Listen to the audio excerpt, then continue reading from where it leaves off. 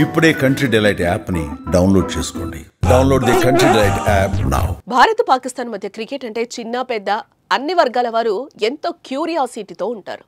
ఈ ఏడాది ఆసియా కప్లో భారత్ పాక్ మధ్య గొడవ మరింత హాట్గా మారింది. మొదటి మ్యాచ్ తర్వాత భారత కెప్టెన్ సూర్యకుమార్ యాదవ్ విజయాన్ని ఆపరేషన్ సింధూర్, పహల్గామ్ టెర్రర్ అటాక్లకు భారత్ సైనిక విక్టిమ్స్కి అంకితం చేశాడు. అంతేకాదు పాక్ క్రికెటర్స్కి హ్యాండ్ షేక్ స్కిప్ చేశాడు.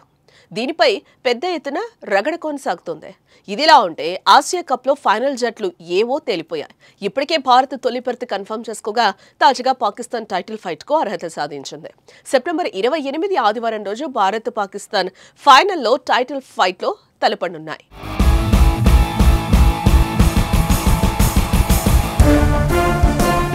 పాక్తో జరిగిన 2 మ్యాచ్ల్లో భారత్ ఘన విజయం సాధించి తొలి బెర్త్ను కన్ఫర్మ్ చేసుకుంది.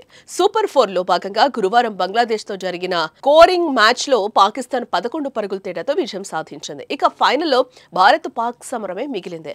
ఆసియా కప్ 1984 తర్వాత దాదాపు 41 ఏళ్ల తర్వాత ఫైనల్లో కలుస్తున్నారు. 1984 టోర్నీ ఫైనల్లో ఈ 2 జట్లు తలపడలేదు. 41 ఏళ్ల తర్వాత ఈ మ్యాచ్ ఒక చారిత్రక సంఘటన. యావత్తు ప్రపంచం భారత్ పాక్ మధ్య జరిగే ఆటను చూసేందుకు ఎంతో క్యూరియాసిటీతో ఉన్నారు.